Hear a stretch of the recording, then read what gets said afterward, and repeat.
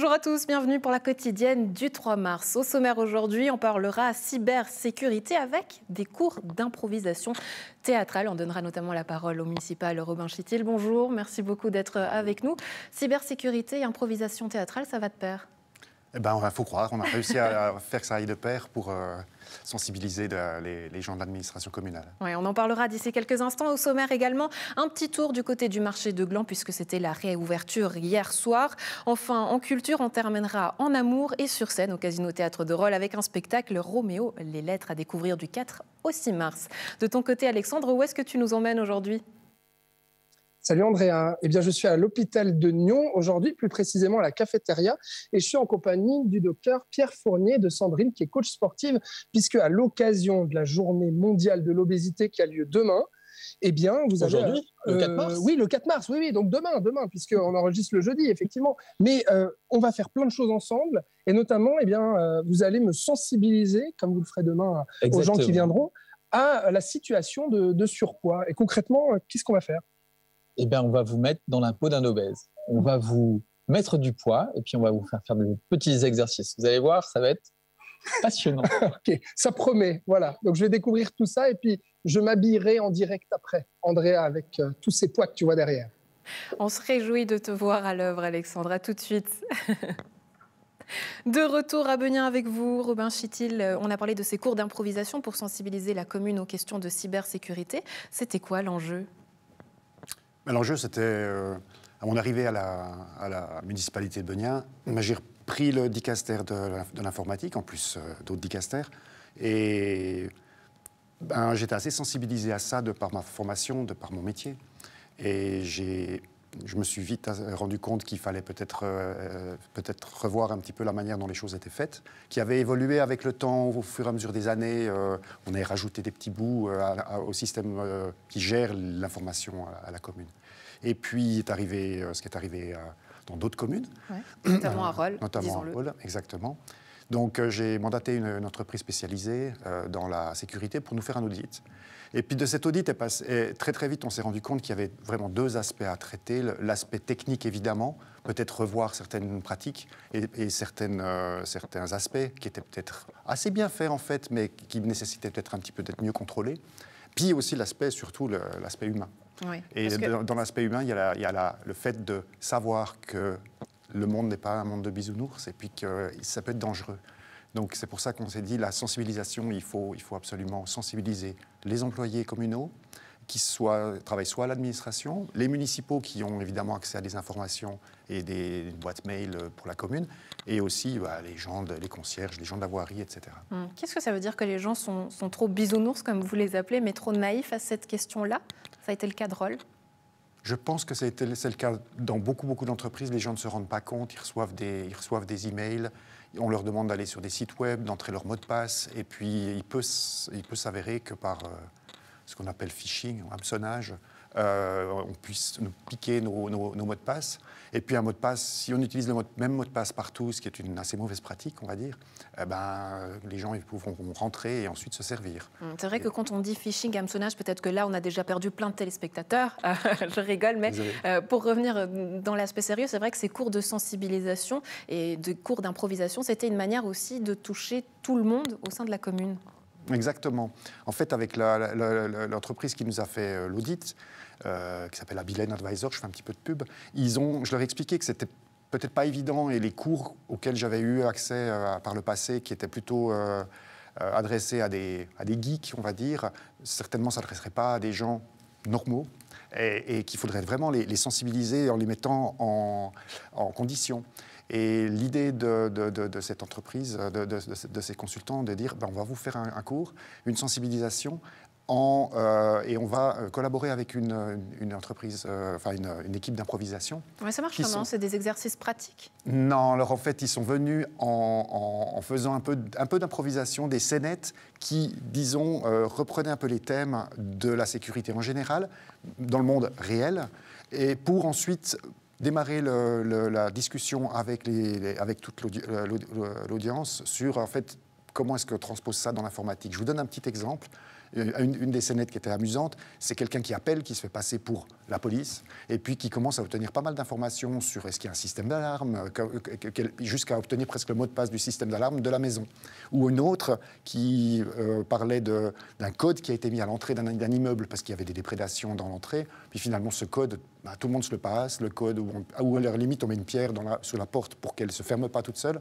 Et tout ça, ça a fait rire les gens, ils ont compris, et quand on transposait ça à l'informatique, ils pouvaient, disons, comprendre plus facilement que bêtement un mot de passe sur un site web. Oui. Du coup, la prochaine étape pour Benien, ça sera laquelle en matière de cybersécurité? Alors on doit travailler toujours sur ces deux aspects. L'aspect humain qui est comment est-ce qu'on réagit en cas d'attaque, parce qu'on n'est toujours pas à l'abri d'une attaque, évidemment, on n'est jamais à l'abri d'une attaque. Quelles sont les mesures à prendre tout de suite? Comment est-ce qu'on communique avec la population? Comment est-ce qu'on implique, par exemple, les services du canton?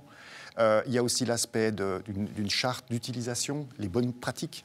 Il faut avoir les mots de passe de cette manière-là, il ne faut pas les mettre sur un post-it, sur l'écran, des choses comme ça.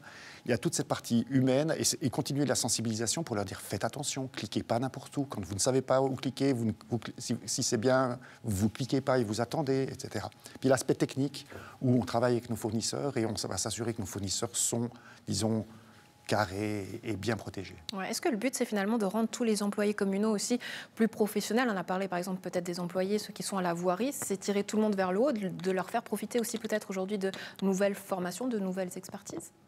Absolument, et ça leur est aussi utile dans leur vie privée, parce qu'aujourd'hui on est tous exposés à ça avec le téléphone, avec le PC à la maison.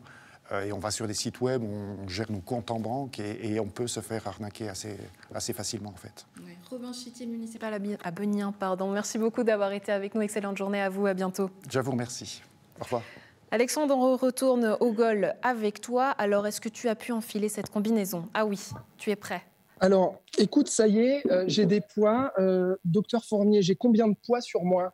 Et bien là, on vous a seulement mis 30 kilos de plus. 30 kilos de plus. Vous partiez d'un BMI à 23, c'est-à-dire un poids normal, et puis maintenant, vous êtes déjà à BMI quasiment 32, c'est-à-dire que vous êtes monté déjà pas en surpoids, mais plutôt en obésité stade 1. D'accord. Vous avez dépassé les 30 d'IMC, l'indice de masse corporelle. C'est pas mal. Alors, Andrea, j'ai aussi des poids aux chevilles, donc c'est très compliqué, effectivement, pour marcher. Et puis, la sensation que je ressens tout de suite avec le poids, c'est le mal de dos, direct. Ça, c'est normal. C'est normal.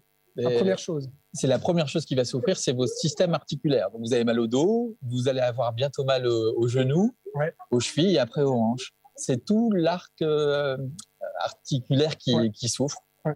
Alors, docteur Pierre Fournier, vous êtes le directeur du centre de l'obésité de la Côte. Alors, vous allez, je vais m'habiller, c'est ça, et vous allez devenir, vous allez passer de docteur à caméraman. C'est ça. Voilà, alors je vous donne, puisque je vais devoir m'habiller, Andrea. D'ailleurs, je te le dis, je ne t'entends plus. Il va falloir que je mette les habits. Voilà. La chirurgie mène à tout, vous voyez, je deviens caméraman de mon TV. Grâce à Sandrine, qui est coach sportive. Donc là, aussi. Vous allez voir avec quelle difficulté. Là, on met le t-shirt. Voilà. Facile. Alors, le t-shirt. Hop. Donc, ça, c'est fait. Ça, c'est fait. Et puis, je vais mettre le pantalon. Alors, dites-nous quand même, docteur Fournier, pourquoi faire cette journée de sensibilisation à l'obésité, en fait? Alors, aujourd'hui, le 4 mars, c'est la journée mondiale de lutte contre l'obésité. Ouais. Et puis, tous les professionnels de santé, les patients, on a envie de sensibiliser l'opinion publique à ce que c'est vraiment l'obésité, ce que ça implique sur le regard des autres, c'est ce que vous allez subir maintenant. Donc, c'est-à-dire que je me rends compte de ce que ça fait d'être une personne... Parce qu'une des pathologies, ou plutôt un des signes les plus graves, c'est la grossophobie ambiante qu'on a dans notre société. Vous vous rendez pas compte, des obèses, en Suisse, il y a 55% de la population qui est en surpoids et il y en a vraiment 10% qui sont dans l'obésité. D'accord. Et vous en voyez tous les jours des obèses. Et bien là, on va vous mettre dans la peau d'un obèse et vous allez voir le regard des autres, ce que vous ne pouvez plus faire ou moins bien faire, sans compter, et ça c'est l'autre champ de l'obésité, c'est les problèmes de santé qui vont avec, la tension, les douleurs articulaires. Donc c'est à la fois pour que les personnes se rendent compte et améliorer la tolérance envers les personnes obèses, et aussi pour se sensibiliser à ce que ça ferait si on devenait obèse. Et dans quel cas, qu'est-ce qui fait en fait qu'une personne est atteinte d'obésité? C'est multifactoriel. Alors d'abord, il y a notre société, on le voit toujours, on mange mal, on bouge de moins en moins. Ça, c'est les premières choses. Après, il y a des facteurs qu'on appelle environnementaux. Ouais. Ça implique les perturbateurs endocriniens, dont on est tous à la télé. Ouais. Il y a le manque d'exercice physique. Et puis, il y a une toute petite part qui est la génétique. D'accord. Quand on a une pathologie génétique, on a le gène de l'obésité. Ce n'est pas un gène qui dit vous allez être obèse, c'est un gène qui prédisposera à l'obésité. Et donc vous, en tant que directeur, Ouais. vous opérez justement des personnes obèses ou comment vous exactement. faites Le centre de l'obésité il a été créé il y a 5 ans maintenant à l'hôpital de Lyon. Ouais. On a bientôt accueilli plus de 400 patients. Et le but, c'est d'avoir une plateforme qui réunit tous les professionnels, que ce soit Sandrine, la coach, que ce soit les diététiciennes, que ce soit les psychologues, les psychiatres, les professionnels de la santé, et puis tout ce qui peut toucher, le cœur, les poumons, les reins. Toute l'équipe est là pour ça. Bon, et alors en là, dernier lieu, on arrive à la chirurgie. D'accord. Ne vous y êtes pas, vous n'avez pas encore suivi. Non, je suis au stade 1, c'est ça que vous Là, m'avez vous êtes dit. au stade 1, je Alors, ne pourrais pas vous opérer. J'ai mal au dos et j'ai surtout extrêmement chaud. Voilà, mais je pense que c'est normal. Mais c'est Alors, normal. du coup, C'est normal. Alexandre, voilà, vous demandez Sandrine. de vous asseoir. Non, non, je tiens le micro. D'accord, Allez-y. je vais vous demander de vous asseoir et de voir comment ça va, surtout au niveau des accoudoirs. Alors, vous n'avez pas vraiment la largeur de bassin d'une personne en situation d'obésité, mais vous ressentez un petit peu ce que ça fait d'être opprimé, compressé comme ça dans une chaise. J'ai un petit bassin, Andrea. C'est ça qu'essaie de dire Sandrine. Donc ça va au niveau du bassin. Par contre, effectivement, au niveau du dos, c'est compliqué. C'est compliqué, oui. Et puis, l'autre chose que je voulais rajouter en plus, c'est que bien souvent, la chose commune aux personnes, aux patients qu'on suit, c'est les histoires de vie. Donc, personne n'est à l'abri qu'il lui arrive un accident de voiture, quelque chose de grave. Et ça aussi, ça mène au surpoids et à l'obésité. Alors, quels exercices vous allez me faire faire? Alors, je vais vous demander déjà de vous mettre au sol, en position à plat ventre. Ouais. Allez, vous voulez pas que je tienne. Alors voilà, je dois faire du gainage, Sandrine, c'est ça? Ouais, à plat ventre, carrément. Position à plat ventre. Oui. Maintenant, je vais vous demander de vous retourner et de vous mettre sur le dos. Ah d'accord, alors je me retourne. Sur la plage, Oui. vous faire bronzer, et D'accord. voilà. Ah ouais, ouf, c'est compliqué, ouais. Alors d'accord, effectivement, et c'est plus qu'inconfortable hein, quand même. Hein. Et voilà, et puis vous voyez que ça imprime pas mal pour respirer. Donc, Ouais, c'est un peu c'est dur de respirer, effectivement, et puis vraiment de bouger, ça demande un effort effectivement particulier. De vous remettre debout. Ah, de me remettre debout. Ok, alors c'est là où on rigole en fait, c'est ça.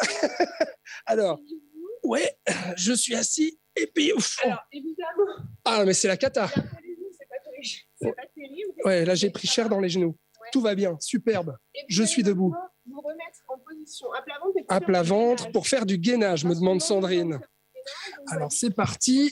C'est très compliqué. Ouais, effectivement. Souvent, le ventre a tendance à toucher, donc on peut le faire. Moi, je vous conseillerais de le faire plutôt sur une table ou sur un niveau un petit peu plus élevé pour être plus confortable pour le ventre. D'accord. Maintenant, je vais vous demander. Oh bah c'est déjà compliqué là. Oh, je vais plus tenir, je crois. Monter sur une petite marche. Oui. Allez, dernier exercice. Dernier exercice. Voilà. Donc vous pouvez Hop, essayer cette je position. monte. Effectivement. Et donc, du coup, bah, vous qui nous regardez à la maison, eh bien, vous pourrez venir tester comme moi, mettre tout cet attirail, ces poids et ce costume pour vous rendre compte, comme moi, de ce que ça fait eh bien, d'être en situation d'obésité. Vous voyez, je suis déjà essoufflé. Donc, ça se passe le vendredi 4 mars, c'est toute la journée, c'est ça, à l'hôpital de Nyon. Toute la journée de 9h à 14h à la cafétéria publique de l'hôpital. Et ben voilà, donc le rendez-vous est pris. Merci Sandrine. Merci à la Belle B de nous avoir prêté le matériel. Donc nous organisons des sessions de sensibilisation sur le surpoids et l'obésité. On Et espère super. vous retrouver bientôt. Et merci beaucoup, docteur Fournier, d'avoir été avec nous. Merci d'avoir répondu à notre invitation surtout. Bah Andrea, tu viens vendredi alors pour te mettre à ma place. Mais tu es si beau comme ça que je crois que je vais Allez, te on laisser respire. là. Si tu peux refaire 2-3 abdominaux, allez hop, on te revoit fait se le petit transpirer un chien. petit coup. À tout à l'heure, Alexandre. Ah oui, bien pousser vos fesses en arrière. Bien pousser vos fesses en arrière, la dame a dit. Hein. Bon, c'est parfait. À tout à l'heure. On retourne au marché de Gland puisque c'était la réouverture hier soir, plein de fruits et légumes et surtout la joie de retrouver vos marchands préférés. Nous sommes allés faire un tour. Vous avez manqué ce marché? Oui. Ben oui, c'est pour ça que je l'ai dit, j'étais contente de le revoir. Bon, c'est sympa, c'est convivial, mais c'est surtout pour l'été que c'est sympa. Là, c'est moins, il y a moins de temps. Vous venez acheter quoi aujourd'hui? Bonjour, du fromage, du pain, des pizzas, des légumes. J'habite pas très loin parce que j'aime bien ce petit marché. Bon là il est un petit peu rétréci on va dire, mais j'ai beaucoup de plaisir à venir. Je trouve tout ce que j'ai besoin, donc j'ai pas besoin d'aller ailleurs. Qu'est-ce que ça fait de retrouver le marché de Gland, enfin ? Écoutez, c'est un redémarrage d'une saison qu'on espère riche en animation, en événements, avec une clientèle qui va se sentir à l'aise de revenir et puis en été de profiter à des stands pour prendre un apéro, découvrir des commerçants, manger sur place, se réunir entre amis, en famille. Le marché d'hiver, c'est un marché traditionnel. Il y a entre 10 et 15 commerçants, uniquement des commerçants de bouche. Il a quelque chose de particulier ce marché par rapport aux autres ou pas ? L'ambiance, ouais. L'horaire aussi, mais l'ambiance, ouais. C'est plus festif. Alors moi je fais du pain moi-même, donc Clémence, les pains de Clémence, donc avec les farines de Francis Yagui à Coinsin. Et puis je fais principalement du pain au levain, donc avec plein de gammes. Après je fais des focaccia, des crackers, là je vais lancer ça pour l'apéro, parce que ici à partir d'un certain moment, beaucoup de gens viennent pour l'apéro. Tous les mercredis vous êtes là ? Pas tous les mercredis, mais soit pour l'apéro, soit pour... ouais. Soit pour l'apéro, soit pour les achats. Ou les deux, ouais. Ah bon, très bien. Bonjour madame, alors ici il y a plein de confitures, c'est les confitures de Zaza, mais qu'est-ce que c'est ? Tout le monde m'appelle Zaza parce que je m'appelle Isabelle. Là, il y a une 60aine de goûts différents, mais quand il y a la plein, il y en a passé 80. Et au niveau des commerçants, parce que je sais que ce marché de Gland a fait souvent débat, notamment au conseil communaux, de savoir qui étaient les commerçants qui avaient le droit ou non de participer à ce marché. Alors, qui sont ces commerçants qui ont le droit de participer ? Donc le principe général du marché, c'est d'abord qu'il est uniquement alimentaire. Et qu'ensuite, il doit être complémentaire à une offre classique qu'on peut trouver dans les supermarchés. Donc, on va privilégier tout ce qui est artisanal et local. Merci beaucoup, Sandrine Gottman, de nous avoir accueillis ici et excellent marché de Gland. Alors. Merci d'être venue. Et en culture, on parle d'amour avec le concert épistolaire Roméo les lettres à découvrir au Casino Théâtre de Rolle du 4 au 6 mars. Avec nous aujourd'hui, François Renou, bonjour. Vous êtes le metteur en scène de la pièce. Karine Séchet, vous êtes comédienne et chanteuse. Bonjour, merci beaucoup d'être avec nous. Alors en quelques mots, je ne sais pas qui va nous présenter le spectacle, mais comment il est né, ce spectacle ? Comme le divin enfant. Non, mais moi, en ce moment, dès qu'on me dit un mot, je pars sur des chansons, des chansons des airs, parce que je fais que ça pendant 1h10 dans le spectacle, je chante. Donc dès qu'il y a des mots, je pense à des mélodies. Et peut-être que par rapport à la jeunesse de tout ça, tu seras peut-être plus à même de répondre. Bon, en tout cas, Lily Madford, Daniel Perrin, les deux compositeurs, sont entrés en contact avec Odile Cornu, qui est l'autrice des textes. Je crois que c'est Daniel qui avait envie de faire un hommage à un album d'Elvis Costello, chanteur punk rock, ouais, des années 80-90. Et puis, en fait, ils se sont... ils ont eu envie de créer cet objet qui est un hommage lointain, parce que c'est mis en scène, alors que c'est un album, donc normalement, un album n'est pas mis en scène, mais il y a quand même beaucoup de similitudes, puisque Elvis Costello avait réuni un quatuor, qui est le quatuor Brodsky à l'époque, puis ils avaient écrit ces lettres d'amour. Et puis donc Daniel, Lee et Odile ont voulu un peu reconvoquer ce dispositif-là. Mais pour une femme. Pour une femme, c'est faire le miroir de Roméo Letters, qui était le nom de l'album. Voilà, c'était Juliette Letters et nous on fait Roméo les lettres. Donc vous chantez sur scène aux côtés de 4 musiciens, le ciné nominé. Mais c'est vrai que cet amour aussi pour ce fameux rocker, vous l'aviez, Karine. C'est un personnage qui vous plaît. Pourquoi ? Qu'est-ce qui vous plaît dans ces chansons ? J'ai cru dans le rocker. Dans ces chansons, qu'est-ce qui me plaît ? La musique est formidable, il y a plein de styles musicaux différents, des arrangements, des sonorités qu'on n'attend pas forcément pour un quatuor à cordes classique. Donc il y a 2 violons, un alto, un violoncelle, pour rappeler ça aux gens. Et puis moi, qui suis mezzo-soprano, donc je n'ai pas une voix très aiguë chez les femmes, plutôt médium grave. Et puis ils ont exploré plein de sonorités comme ça. Il y a des mélodies qui sont entêtantes, qui restent dans la tête. Donc je dors, je mange et je vais en répétition avec Daniel Perrin et Lee Madford, qui sont les compositeurs et tous leurs univers musicaux. Ouais, on le disait sous forme de boutade quand vous êtes arrivé sur le plateau, parce que quand on a commencé l'interview, vous parlez du divin enfant. C'est vrai que vous êtes maman de 3 enfants, vous m'avez avoué. Puis naturellement, je vous ai posé la question de savoir si votre voix avait changé. Il est beaucoup de questions de périnée, de voix. Manoukian nous en a fait un cours dernièrement de soutien, justement. Mais est-ce que ça a changé votre voix ? On disait justement très légèrement. Après, c'est peut-être plus moi aussi dans mes sensations, mais la voix est descendue un petit peu plus facilement dans le grave. Je disais que c'était plutôt une aubaine maintenant pour ce projet-là, parce que notamment Lee Madford a composé des chansons qui vont comme ça titiller les graves de la voix. Et j'aime beaucoup ça, parce qu'à l'opéra, c'est plutôt le contraire. On va chercher le haut médium. Ce qu'on appelle le haut médium, c'est plus aigu, et puis les aigus aussi. Ouais, pour faire casser les vitres et tutti quanti. Exactement. François, quel a été votre travail de mise en scène autour de ce quatuor, justement? Comment vous vouliez les mettre en scène?